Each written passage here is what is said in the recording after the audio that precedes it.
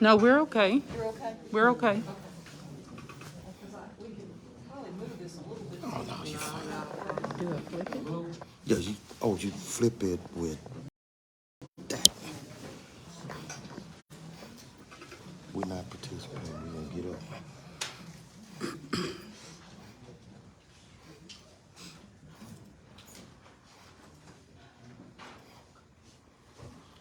Yeah, we the present by side. We walk out.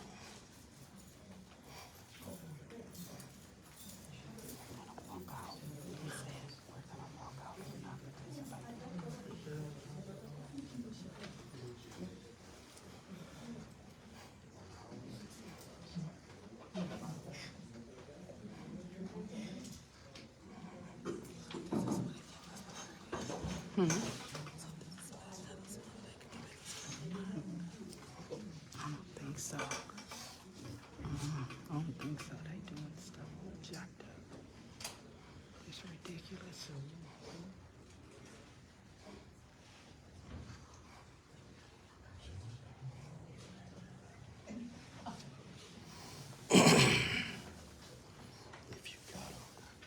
If you gotta put it on me at this table, flip that camera. Wait, don't you just turn the camera on?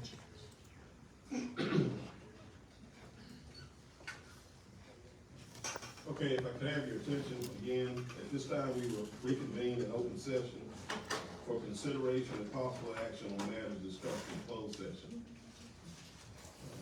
I have the official time at 7:45 p.m. We are now in open session, and at this time I'm designating the board's attorney, Mr. Blake Henshaw, of the law firm Walsh, Gallegos, Trevino, Kyle, and Robinson, as the board's representation in conducting this procedural portion of the hearing. Mr. Henshaw, you may now proceed with conducting the meeting. Thank you. So this is a DAP hearing, or disciplinary alternative education placement, a disciplinary hearing of an appeal filed by Ms. Anitra Myers Sherman on behalf of her student. Mrs. Myers Sherman, are you present? Yes, I am. And you can, No. just confirm that it's okay that this is an open session, correct? You've given us, Mr. Monroe, is that? Is this an open session? What type of meeting? For a grievance hearing, What level? at the board, DAP. Is that a level 3, 4? What is it? Is this, you're gonna allow it to be an open? I need to know which level hearing this is. Okay, we're hearing a DAP appeal. Which What level? DAP appeal? The date is March 7th, and the time is 7:46. We're not properly informed, sir. Okay, for the record, the board has established that a quorum of the board is present, correct? And all members in attendance, and an audio recording is being made of this hearing. At this time, if any of the board members, will they be recusing themselves at this time? Any? Silence means they will not. That would be all the board members, have determined that they can be impartial and hear all the decisions based on this time. I got it. So, in this appeal, the board will consider the disciplinary decisions of the board. They're not here to consider any criminal charge, or any criminal matters, as the school board has no jurisdiction over the district attorney's office. So, we'll proceed to the appeal. Hold on, man. And Hold up. the board's role is tonight, let me get through this and we'll ask questions. So the board's role tonight is to listen and consider the complaint. And then to assist in the decision-making process, there's been a record that the board has been provided of the lower levels of this grievance. The board will only consider the documentation contained in the grievance record and the information presented tonight at the hearing. The board's not going to consider any other information or requests that were not presented through the grievance process. The board will not consider any statements, rumors, or other information they may have heard outside of this proceeding. This is an appeal, not a formal evidentiary hearing, so there's going to be no witnesses, no cross-examinations of the parties. This is simply going to be a presentation by Mrs. Myers Sherman through her advocate, Mr. Monroe, and they will present first. They'll be given 15 minutes to present their presentation, and then the administration. Can you announce who will be representing the administration? Melanie Charleston. So Ms. Charleston will be given 15 minutes to present the administration's position, and thereafter each side will get 5 minutes for rebuttal. After that, the board may ask clarifying questions, and at that point, they will move on to the next hearing. At the end of all 3 of the hearings, the board will step back into close to deliberate what they've heard today. So, Ms. Monroe, you have a question? Are you ready to proceed, or do you have a question? I have a question, Okay, and it hasn't been answered. okay. And I've noticed that you've not put level 3 on any of the hearings that you're now mentioning. So is this a level 3? This is an F&G DAEP appeal, and you'll notice in the packet, this is before the Board of Trustees. Is it a level 3? This is considered a level 3 for F&G purposes. My client will not be participating in multiple level 3s. Next client. Okay, at this point, so I just want to make it clear, you're not making a presentation? My client will not violate the laws of TEA, TASB, or F&G local of Wharton Independent School District by participating in a multiple level 3. Okay, thank you.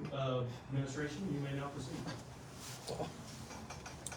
Thank you.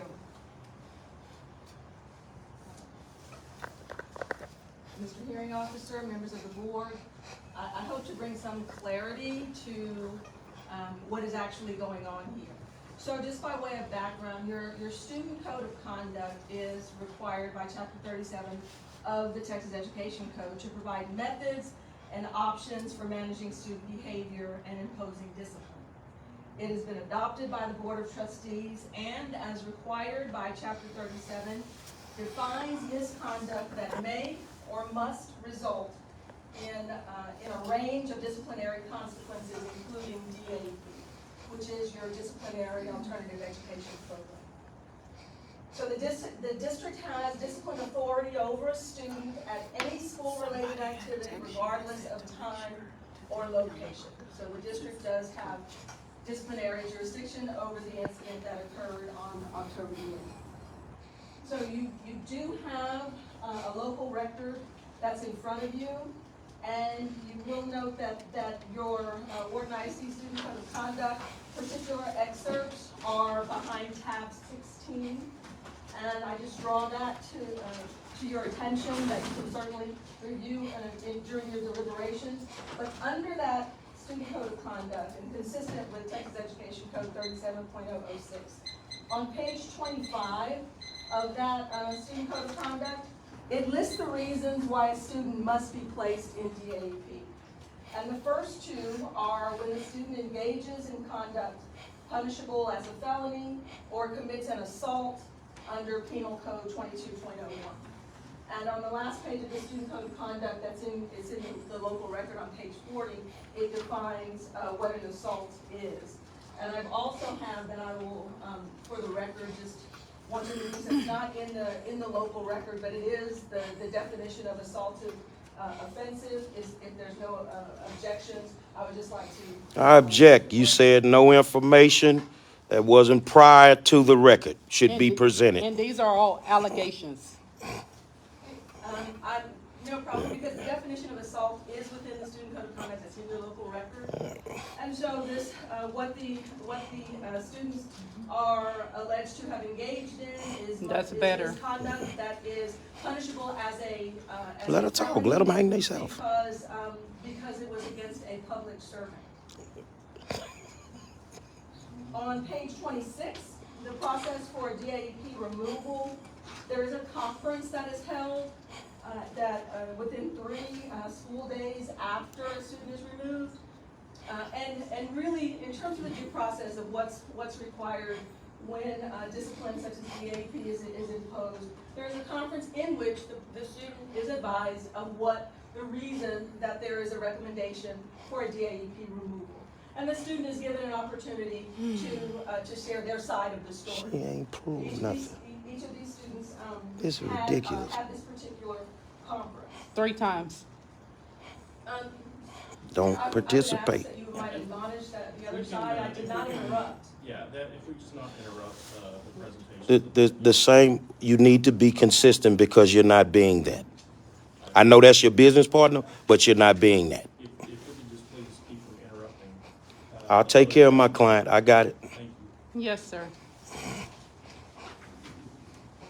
And once the conference takes place, then the principal or decides, looks at any mitigating factors and determines whether or not DAEP is appropriate. And in this case, that due process was carried out. There was a placement order that sent the DAEP, sent the students to DAEP for some 120 or 125 days.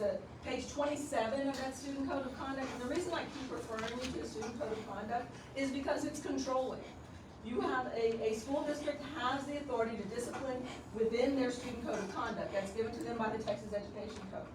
So, and within that student code of conduct, it says in terms of the length of placement, it's on a case-by-case basis, based on the seriousness of the offense, the student's age, the frequency of the misconduct, etc.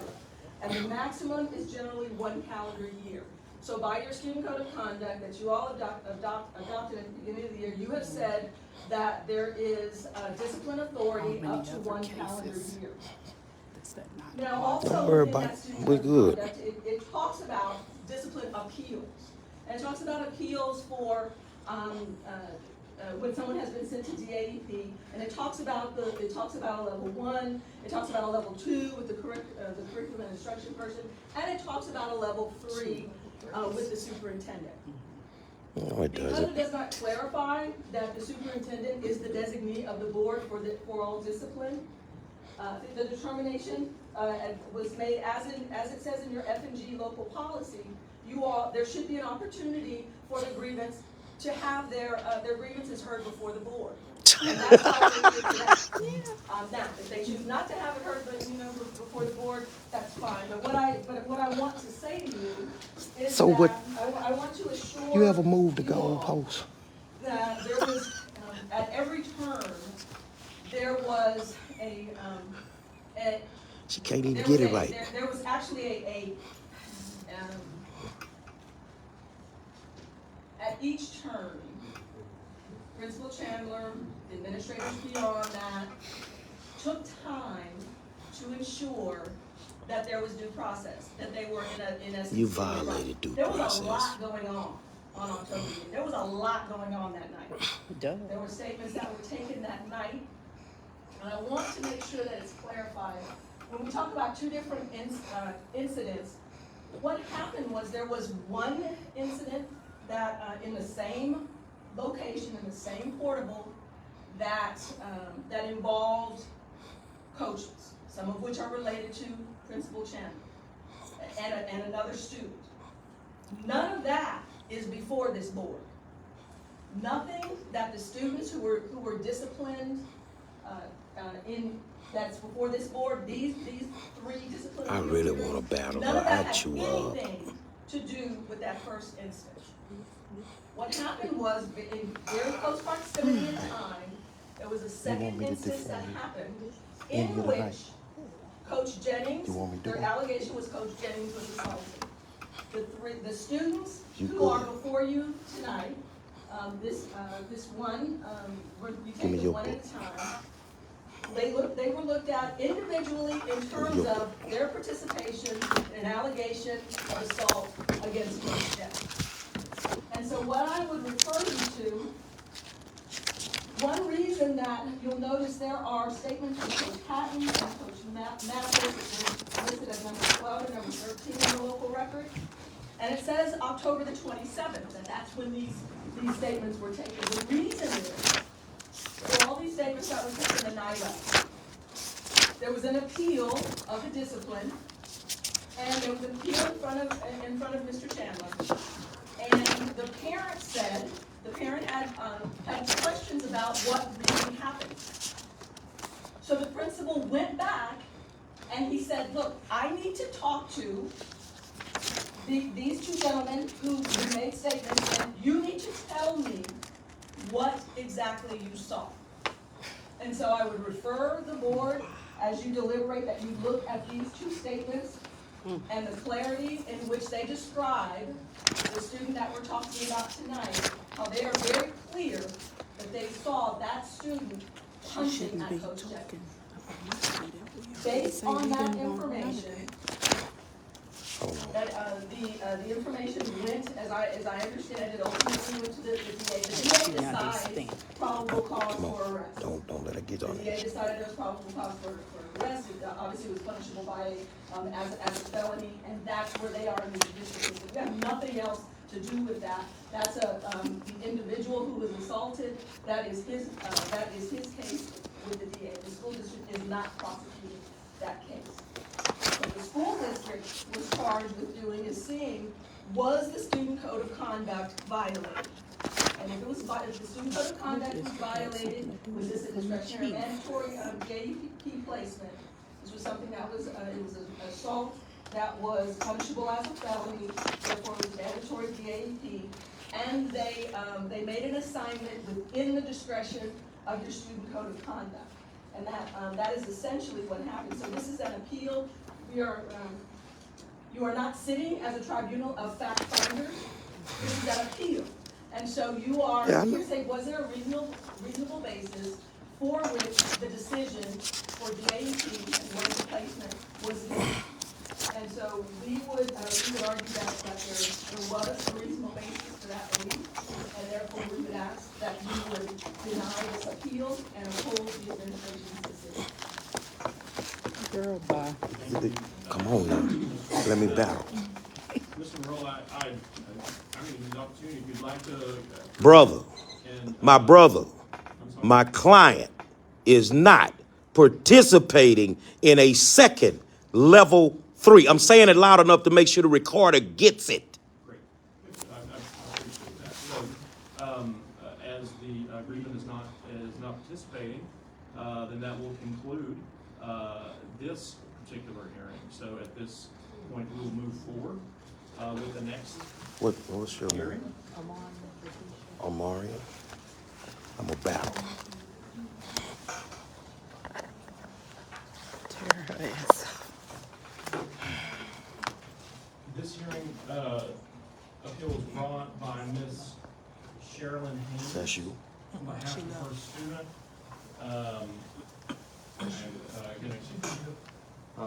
Today is March 7th, She 2002. got upset and left. She want me to battle. It is 8:01 p.m. For the record, the board has established a quorum, the board is present, all board members are all in attendance, and the audio recording is being made of this hearing. At this time, all those in attendance, other than board members, and would the grievant please introduce themselves? Gary Monroe, representative for the agreement. And would the administration? Melanie Charleston, the administration. Okay. Before we begin this appeal, are any board members not able to be impartial and arrive at a impartial decision based on information presented? They will, at this time, speak up and they can recuse themselves from consideration. Silence indicates none. At the appeal, filed by Ms. Haynes regarding her son's placement in the disciplinary alternative education program, due to participation in assault of a district employee. The board's role tonight is to listen, consider the complaint, to assist in the decision-making process. The board is provided with record of this grievance process, and they will only consider the information they have before it in the record. There'll be no new evidence presented. This is an appeal, so not a formal evidentiary hearing. No witnesses will be called, no cross-examination of parties. And Ms. Haynes, your advocate, Jerry Monroe, will present first. We limited to 15 minutes. Administration, Ms. Charleston, Show me will their be statements. given the opportunity to present for 15 minutes, and each side will then have 5 minutes Right here. for rebuttal. It's coming. So at this time, and thereafter, the board can ask any clarifying questions. After that, the parties will proceed to the next one. So, Ms. Haynes, Mr. Monroe, you can make a presentation now. Yeah, I just couldn't sit there. I major in law at Lamar University right now, and I'm on the dean's list, and I couldn't sit there. If you're the jury, let me ask you a question.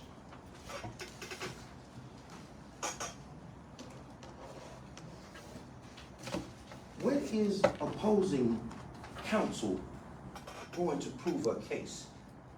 She's speaking of policy. I have a problem in your book. You remember what page this was on? It's a statement from a coach whose last name is Davis. Under tab 14. Tab 14? I need you to go to that tab, please. And then I want you to go to tab 10. This is tab 14. This is Coach Davis's statement that he gave to the school. But then you come back and you write a book on another date. Let me see if I can get this right. Is that called selective amnesia? Hold on, I need you to look at me, guys. Come on now, work with me. This is his statement initially. And then in tab 10, he wrote 2 pages.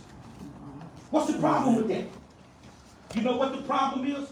This handwriting is strange to me because all the statements in here, except for the coaches, are handwritten. Why is this one typed out?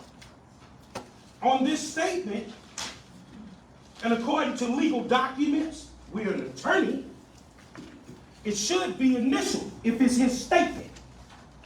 How do I know this is a real statement? I need you guys to look at me. I'm majoring in law. I'm doing good. How do you know that that's that coach's statement? Everything else has a signature on it. Now, if you go through and you look at some more of those statements, the handwriting looks the same. Students don't write in red ink. Administrators and teachers do.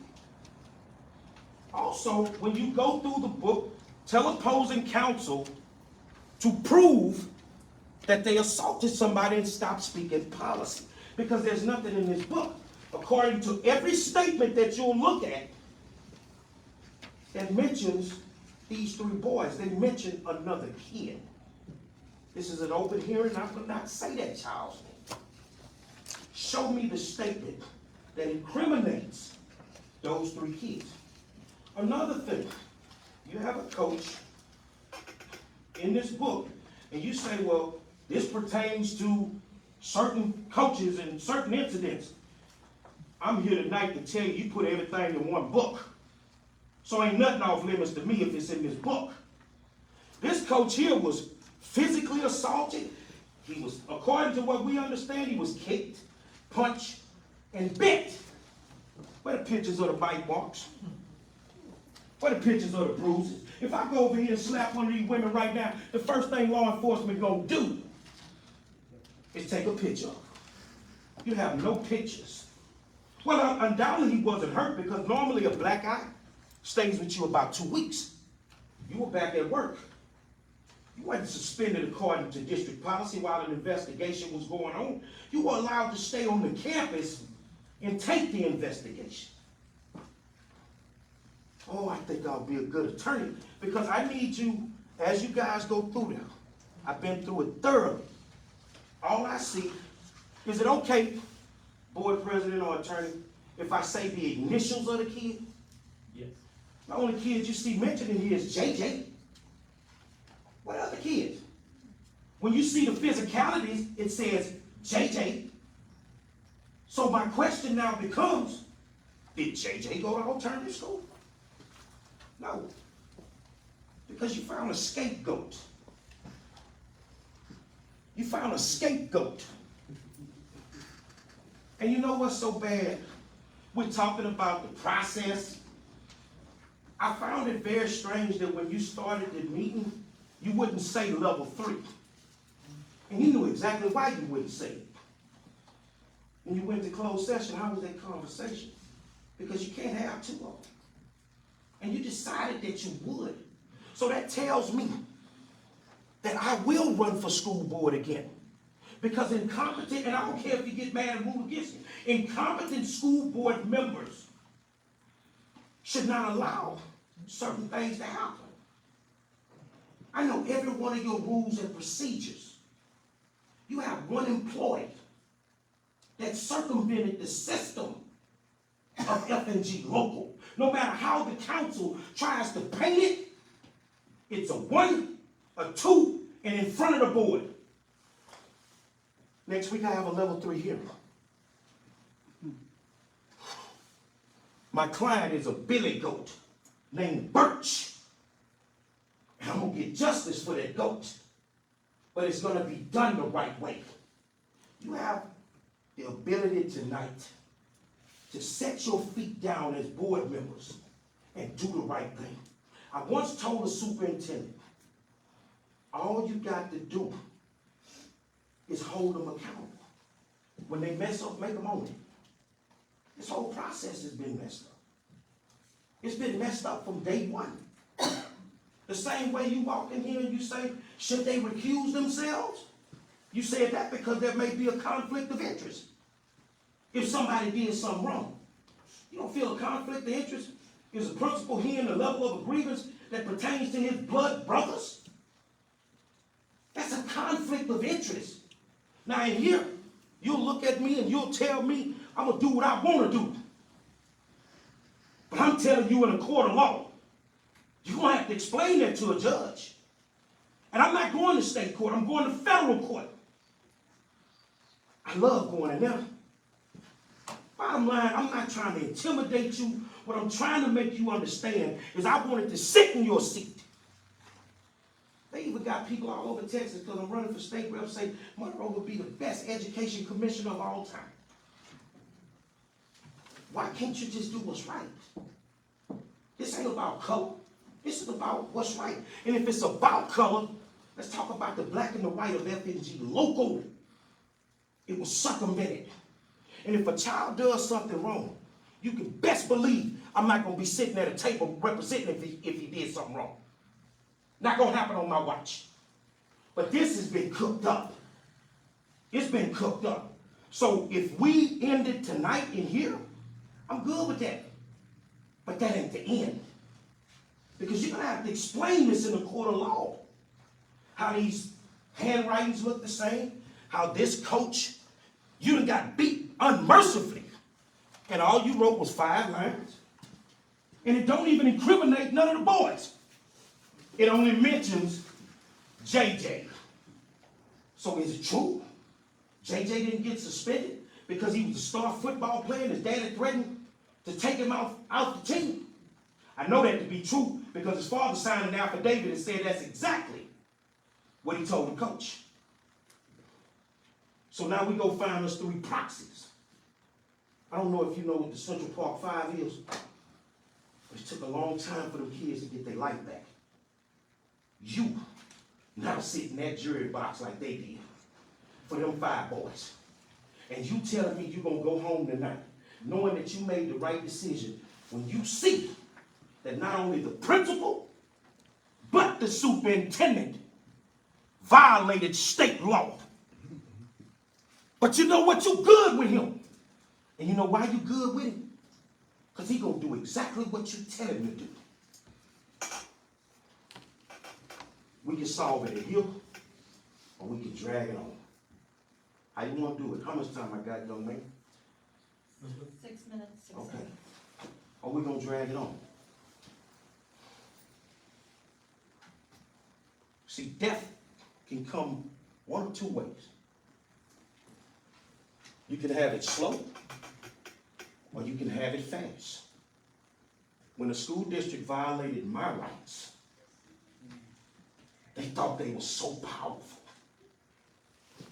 The board didn't want to give me my due process. And I felt just like I'm fighting tonight. And I let that board do what they wanted to do to me. But when we got to the 5th Circuit Court of Appeals, You had to clean it up. See, because when you're governed by certain rules, you have to follow them. You know, they say we in Texas, right? They say it's a work for hire state. Oh, I can fire you for any reason. No, you can't. Not if you got a rule book. You got to follow the rules. So we violate the rules. We create another level that doesn't exist. And we decide on that day that we're going to criminalize those boys. I wonder how many of you criminalized on that other job you had.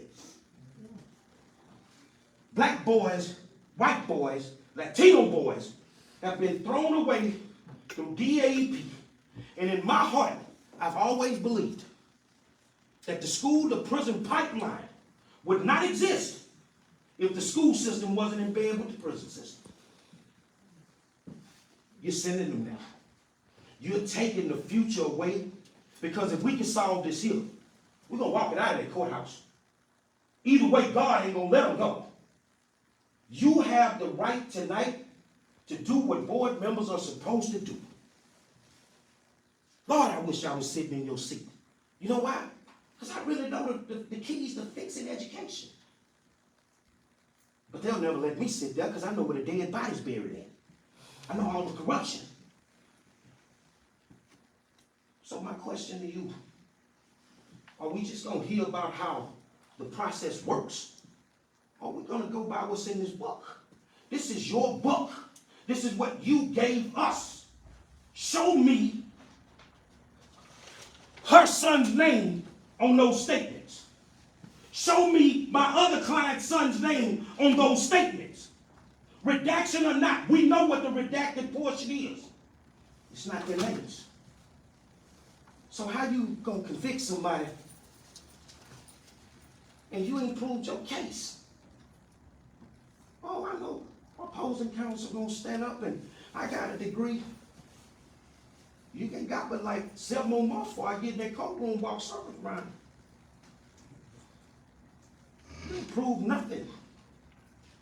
But what you did prove is that the life of black children, these 3 black children don't matter in Wharton, Texas. What you did prove is that black people eat their own people. That's what you proved.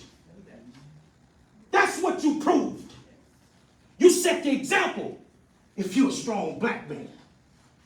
You don't walk into a school board meeting dressed like a bum. You set the example. I do it every single day. You got civic groups in here. You got city council people in here that are laughing at the way this meeting is being conducted. The NAACP is in here. They're laughing because this is not right and you know it. Fix it. Just one time. It don't hurt. It's like Novocaine, like Herman Boone said. It don't hurt. Just fix it. Do what's right. And I want to clarify this for you guys. I might use the word black, but I'll battle for a white kid just like I'll battle for a black. I'll battle for a Latino or a special ed kid just like I'll battle for a black. But know one thing. If I felt they were guilty, I would not be sitting at that table. It ain't no amount of money gonna make me sit there and you not accept accountability for what you did. But they didn't do it. Tell counsel to show you the statements where it says they did it. Because the ones that are typed, who put them in there? Come on, man, you do this every day. If you need to make a correction on a paper, you normally have to put an initial. Am I right, Mom? So where's the initial? Where's the signature?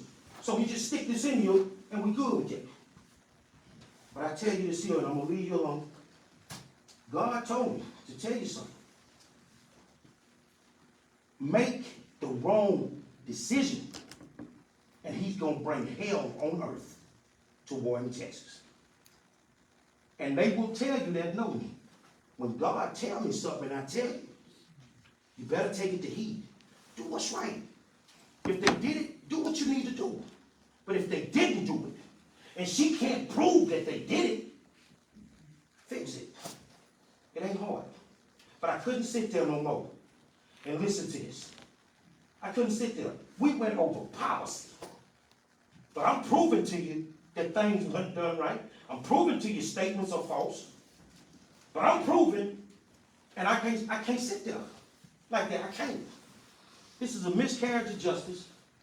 And if you vote to keep them kids in DAEP, you should be ashamed of yourself.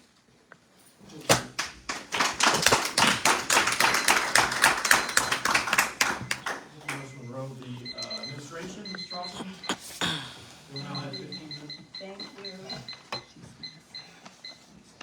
Members of the board, much of what I will say is repetitive, but I think it's important and worth knowing. I understand, it is very, very disheartening to hear nefarious motives ascribed without any proof. And so I am here to say that I have gone over the investigation from Principal Chandler.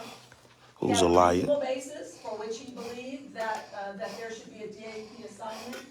What you are here to determine is whether or not there was a process that was followed in which the student was given the opportunity to say his side of the story, evidence weighed, and then a DAP assignment made. And we contend that actually happened. The reason that you see some transcribed statements that come from later on, for example, behind tab number 10 that has Coach Hagman behind. Let's stop for a second, Ms. Monroe, please. She didn't interrupt when you gave your very eloquent presentation. You know, let's let her give her presentation, please. And tab number 11 was again an effort to go back over the investigation and see whether or not there actually was evidence. There were names, there were eyewitnesses that placed this student punching at this coach. Go back. Why What day did this happen? I have in front of you, I put So where did statement you number get this 10 tape and from? statement number 11, and the board the field? can decide, and particularly near the bottom of page 1 of that statement, can say that in fact that student's name is mentioned, and that student's name, it does say that student punched out. Listen to what I'm saying. Otherwise, Where we did he have would not be access to here get this tonight. form from at the So, field? I do want you to ensure that you go over that. And the reason that you have tab number 9 from Coach Davis is because during an appeal meeting with the superintendent, the parent made statements that she was told by Coach Davis that her student could not have done what was alleged that he did because that student was with Coach Davis. And so that's why the superintendent went back to Coach Davis and said, what did you say? What did you see? And that's why that statement on tab number 9, and that you can read it, when Coach Davis said, no, I did not mean to intimate that the student was with me all the time. What I told her was, he said the statement was skewed, what I told her was I couldn't verify that he did or he didn't, that in fact there was a time I turned my back and turned around and he was not with me. So the superintendent was making an effort to see whether or not there was anything that had been manufactured. And so at each turn, I present to the board that no one within the district, I'm sure you don't volunteer your time, Principal Chandler doesn't do what he does, no one has an interest in falsely accusing a student. At the end of the day, here is one thing that we know. Somebody hit Coach Jennings, okay? Who did? Somebody, that's not false. Somebody hit Coach Jennings, all right? There are witnesses, adult witnesses, that say definitively who that was. It's not, I think it was, perhaps it was. No, they state definitively who these 3 young men were. I wish that it wasn't the case. I wish that it didn't happen. But I gotta tell you, violence against educators has to stop. It has to stop. There is a stance that the district has to take when there is violence against educators. I wish that these young men weren't in trouble. I truly do. I have a heart for young people. Principal Chandler has a heart for young men. This board does, I know. But we're here today because something bad happened. And it does not help these young men that if they do not have to face a very firm consequence for when you hit an educator. If there was some dispute about not knowing who it was, we wouldn't be here today. But the evidence that was revealed from in principal family investigation definitively shows the truth. I'm not here to prove that to you. This is the record. This is the record by which they had the level 1. They had the level. There was a grievance, an opportunity, a response back. This is an appeal to show that there was a process that was carried out. That process was an appropriate process. That process, there was a due process associated with it. And therefore, there was a decision made based on your student code of conduct within the parameters and jurisdiction of the school district. And therefore, we are asking that you uphold the decision of your administration and keep the placement in DAEP. Mr. Monroe, you have 5 minutes for rebuttal. Yeah, I'm looking in the book, and I mean, man, unless I got, I'm getting old, being honest. I'm trying to find statements where she right. We need to find out who hit that coach, because ain't no statements in here say none of these 3 boys hit it. So, coach, if you're on the ground, and I know if I'm hitting you, you got enough room to move around and see who else hit you? You got 3 boys, man. But now, we don't need to talk about the truth. Well, we talk about the fact that I have multiple statements that the attorney now has that say that that coach put his hands on that kid first. But he wasn't supposed to defend himself because he's an educator. All of y'all, you got educators in here, put your hands on me. A kid's not supposed to defend himself, right? At no time should he defend himself. But because that educator was involved in an altercation, there were things that should have been done that were not done, because if you knew if you'd done them, it would expose the truth. Anytime an educator has a physical altercation with a kid, first people you're supposed to call is CPS. Why they wasn't called? Because you would have lost it right there. It would have went down the tube. Second thing that should have been done, the educator supposed to be suspended with pay, sent to an alternate site, or either sent home. That wasn't done. You know why? Because you got to cover it. See, this is a rabbit hole. And we went down that rabbit hole so deep that we can't get out of it now. See, because if you get out of this rabbit hole, the superintendent should be fired. The coach should be fired. The police chief who gave fake statements should be fired. See, if we come out of that rabbit hole, there's going to be some folk going to jail around here. And it ain't going to be the boys. But I'm trying to figure out which one of these statements says that any one of these boys, especially the one I'm representing right now, that he hit their coach. Where are those statements? This hearing is already illegal. This should be thrown out. And if you go to TEA with this, with a bad level 3, they're going to say redo it. The whole process. If I have to write you a statement, my statement is not going to change. You can't see what's in discovery with the attorneys, but none of these statements match what's in those discoveries. None. Why do you think I'm being a little cocky? Like, let's go in court. Because I know what's in there. And then you're going to have to ask yourself, how did you get all this wrong?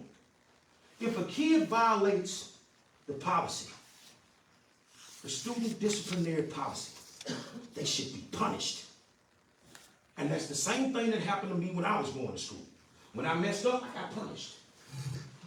But you can't go get the wrong one. Oh, these kids, they were this and that. Maybe they were. Maybe George Floyd was who he was, but on that day he wasn't. On that day he wasn't. And on that day, those kids were not there. My friend, Show me the statement where it says that these kids put their hands on them coaches. Not the written one that has no way to identify who actually typed it, coming from the grown people whose statements are not consistent. They know why they did it. And you can go to sleep at night. God is a merciful God. But when it's all said and done, we all have to be judged. You can make the decision based on whatever. But if you know the truth has been circumvented and you don't do what's right, your God, who's mine, is going to deal with you. I'll never do you anything. I let them fight my battles. But trust me, I want to be in your seat. I want to make tough decisions. I want to make them. But I'm going to be fair and I'm going to be consistent. And that's all you need to be tonight. But I couldn't sit there any longer. Prove your case. Because the principal said, this is the coach's statement. Well, why the coach didn't handwrite it like the rest of them? You know why? Because you sat there and you typed it. You put that statement together. Thank you. Thank you. Ms. Russell, you now have 5 minutes, rebuttal time.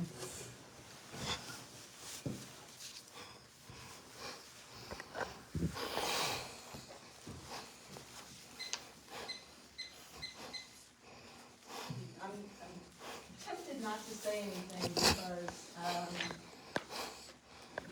in one sense, I hate to respond to baseless accusations. However, I will say,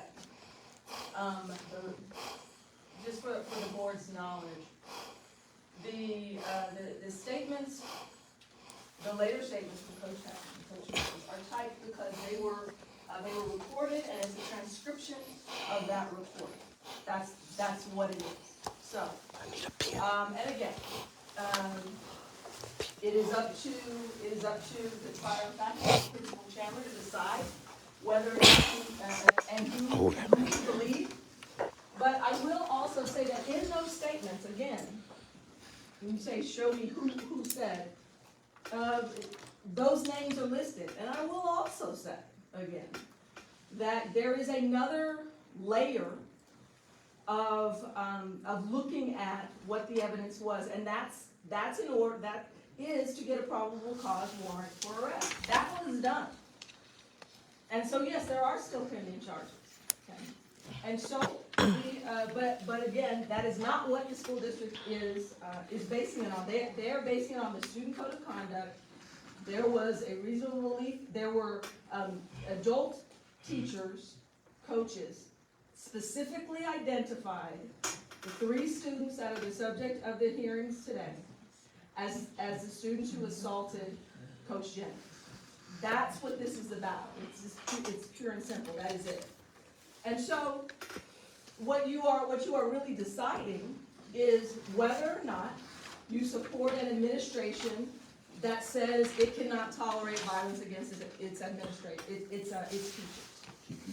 You'll see I'm sure you've seen in the news that there have been several instances where students have, for whatever reason, they have assaulted educators. It has to stop. It really does. So, and there is no, in the state, there is no indication that this had anything to do with self-defense or anything else. These were unprovoked attacks on Coach Jennings. And so you will see that in the statement for your deliberation. At this time, do any of the board members have clarifying questions for either the agreement or the administration?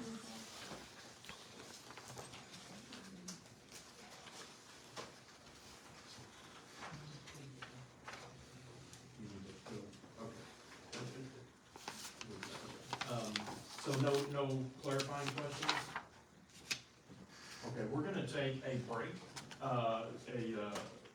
for the next hearing. I think, to go to the restroom, so I'll let you take it from here just to go, to adjourn for a brief adjournment for, restroom.